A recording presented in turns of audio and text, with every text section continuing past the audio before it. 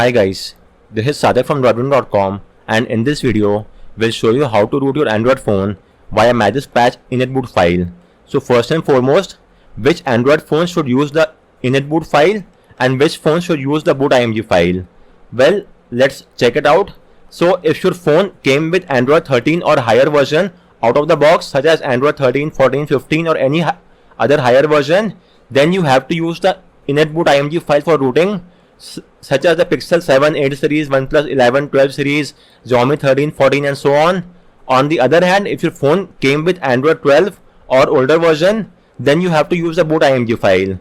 For example, the Pixel 6 series, the OnePlus 10, OnePlus 9, OnePlus 8, Poco F4, F3. So in those cases, you have to use the boot.img file for rooting purpose. So again, I am repeating, for devices Android 13 and higher version, you have to use the initboot file, and for phones with Android 12 or older version, you have to use the boot.img file. We are talking with the Android version which came out of the box. We are not talking about the current OS version. So it might be the case that your phone came with Android 11, but as of now is running Android 14. So in that case also you have to use the boot.img, because your phone initially came with Android 11, which is less than Android 12. So it does not matter whether your phone came with Android 12, 13, 14 or 15. What matter is what your phone initially came with and not what your phone is currently running on. So if your phone is currently on Android 15 but it came with Android 12, then also you have to use the boot.img file for rooting. So with that said, there is just one major exception. So there are a few rare phones, for example such as the Poco F5, which came with Android 13, but still the Poco F5 uses the boot.img file and not the initboot.img file. This is one of the very few rare phones which came with Android 13 and uses the boot.img file. So how to verify if that is the case with your phone or not? So the only way to verify is that you have to download the firmware for your phone. So for example, this is the firmware for the Poco F5, and over here as you could see, although it came with Android 13, but there is no initboot file. There is no file starting with I, it's missing. There is no initboot file as you could see over here, but it has only the boot.img file. So for rooting, you will have to use the boot.img file. So if in your case also, if your phone came with Android 13 or higher version, but there is no initboot file on your firmware, then you have to use the boot.img file and your phone falls in the category of the rare phones. But that is an exception, and only a few rare phones falls in that exception. For most of the other phones, it's Android 12 or older version, then you have to use the boot.img. Android 13 or higher version, you have to use the initboot file. So as of now, our focus is on initboot, which signifies that the phone should come with Android 13 or higher version, and it does not falls in the exception list. So with that said, let me show you how to root your phone via Magisk and initboot file. So first and foremost, please take a backup of all the data on your phone, and then let's get started. So first off, you will have to get hold of Android SDK platform tools. This is the official ADB binary given by Google and is required for ADB command. So get it from my guide and extract them onto your PC. You could extract them anywhere you want. In my case, I have done the extraction in C drive, and as you could see, these are the files of platform tools. These are the files. Once you have done the extraction, your next course of action is to enable USB debugging and OEM unlocking. USB debugging is required for ADB commands, whereas OEM unlocking is required to unlock the bootloader on your phone. So let's now enable both this toggle. For that, go to the settings menu, then go to about device, and in some phone you have to now go to version and tap on build number or version number 7 times. You will get a prompt that you are now a developer. So go back and again go back, then go to either system and update or additional settings or about phone system, and you should now see developer option. Now enable the toggle next to OEM unlocking as well as USB debugging. You will get a prompt on your phone. Tap on OK. You might get an REC key prompt as well. Again tap on allow, and on OnePlus, Oppo and Realme phones, you have to change the USB file transfer over here from charging, change it to file transfer. Only then the ADB command will work. Once that is done, let's now verify the debugging connection. So go to platform tool folder address bar, type in CMD and hit enter. This will launch command prompt inside platform tools. Now type in ADB devices and make sure that you are getting an ID. If you are not getting any ID, then unplug and replug your phone from the PC. Disable and re-enable USB debugging.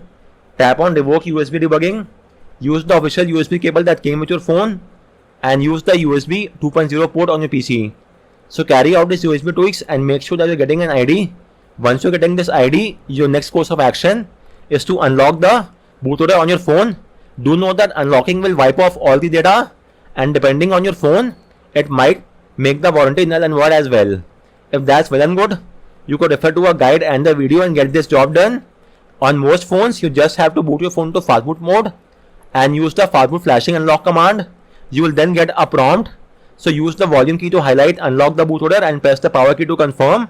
And with this, your phone will undergo a reset and the bootloader will be unlocked. Once that is done, make sure to re-enable USB debugging once again. In case of Xiaomi phones, you have to use the Mi Unlock tool to get this job done. Anyways, moving on. Now you have to extract the inetboot img file from the stock firmware for your phone. So in case if you are using a Pixel phone, you have to download the factory image and not the OTA image. In case of Xiaomi phones, you have to use the fastboot ROM. The fastboot ROM will be in a .tgz format, extracted via 7-zip, and you will get a .tar file. Again, extract via 7-zip, and you will get the following folder. Go to the images folder, and you will get the inetboot file. So copy the inetboot file from there. Likewise, in case of OnePlus and Oppo and Realme, the firmware will be in the zip format initially. So what you have to do is extract the zip file. Once you have done the extraction, go there and you will get a payload bin file. You now have to extract this payload bin file. But before you do so, before you carry out any of these tasks, there is an important thing keeping in mind. You have to download the same firmware which is currently installed onto your phone. You could verify the same via the build number. So simply go to the about phone section and go to build number or version number and make sure to download the same firmware which correspond to your version number or the build number. Likewise, it should be of the same region as well.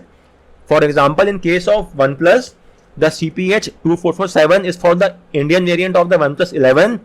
In case of Xiaomi, let me explain you. For example, in case of Xiaomi, you might see something like this, UMRINXM. So U is the Android version, which is Android 14 upside down cake. MR is the device code, whereas MR stands for Poco F5. Then we have the region code. IN is for India, CN will be for China, EU for Europe, and so on. XM is the Xiaomi firmware code, which is same for every phone.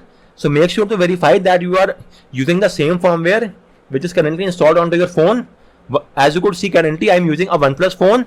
So in my case, this is the firmware version which I am using, CPH2447 1400830.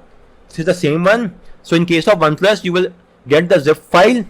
You can download the firmware from the Oxygen Updater app. Let me show you. This is the app. So as of now, you could see that I am already on the latest build. So you could go to the settings menu, enable advanced mode, tap on enable, and then you will get the update file. Download the update. You will get the zip file, extract the zip file, and you will get the following file. You have to now extract the bin file. For extracting the bin file, you have to use the Fastboot Enhance tool. You may get hold of the tool from my guide. So extract the tool onto your PC. Then transfer the payload bin file from the firmware over to this tool. And now you have to launch the tool. So open the tool via the exe file. Go to payload dumper, click on browse. Then select the bin file, click on open. Then go to the partition tab, select the inetboot file. Click on allow incremental extract image. Choose a location. So choose the platform tools directory. Just give me a second. This is the platform tools folder. Click on open. Okay. And with this, the file has extracted. So extract the inetboot img file from the same firmware which is currently installed onto your phone, depending on the firmware which you use, and make sure that you get the firmware file. And I have got the inetboot img file. Let me show you. This is the file. So once you have got the file, let's now proceed ahead with the next step. So moving on, you will now have to patch this file via Magisk. So first off, download the latest Magisk APK file from my guide. At the time of recording, it's the Magisk version 27. So download the APK file from here. It is the official download link. So get hold of the APK file and transfer the APK file onto your phone. So just give me a second. This is the Magisk APK file. Transfer the APK file onto your phone.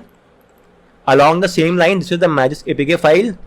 Along the same line, you will also have to transfer the stock initboot file which you have extracted from the stock firmware. So in our case, this is the stock initboot file. Also transfer this file onto your phone. So it will take just a few seconds, and we have transferred both the files. Just give me a second. So as of now, you should have both the stock initboot file which correspond to the same firmware which is currently installed onto your phone, and likewise you should also have a Magisk APK file. And now you will have to patch the initboot file via Magisk. So first off, let's install the Magisk APK file. So let me go back and install the Magisk app. Hit the install button. Now launch Magisk. Tap on install next to Magisk. Select and patch a file. And now you have to choose the initboot img file. Then tap on let's go. And the file will now be patched and placed in the downloads folder. This is the name of the file. The file is ending with EYN in my case. Let me verify it. Download folder. And this is the file. So copy the patch file and transfer the patch file inside the platform tools folder on your PC. Let me transfer it here. For the ease of convenience, let's rename it to Magisk patch initboot, which is MPIB Magisk patch initboot.img. So with this, we have got the patch initboot file onto our PC, and we could now flash this file onto our phone. So for that, you will first and foremost have to boot your phone to the fastboot mode. So open the CMD window and type in ADB reboot bootloader and hit enter, and your phone will now reboot into fastboot mode. It might take a couple of seconds for that to happen, and once your phone is in the fastboot mode, you will have to type in fastboot devices and hit enter, and make sure that you are getting an ID. If you are not getting any ID, then you will have to install fastboot drivers. I have made a separate guide and a video on the same. You could refer to a guide and install the drivers. Once you have installed the drivers, right click on the Windows icon and choose device manager. Then expand the Android phone section and make sure that your phone is being shown as Android bootloader interface. So this, as well as the serial ID next to fastboot, signify that your PC is able to read the phone in fastboot mode, and we are now good to go ahead. So now we'll have to flash the patch initboot file onto our phone. Again, I am repeating, this is only for those phones which came with Android 13 or higher version out of the box. So with that said, as you might be aware, as opposed to the boot img file, you cannot temporarily boot the initboot file. Instead, you could only flash the initboot file onto your phone. You don't have the option to use the fastboot boot initboot file. Instead, you will have to use the fastboot flash, because there is no option to temporarily boot the initboot file. You will have to directly flash the file.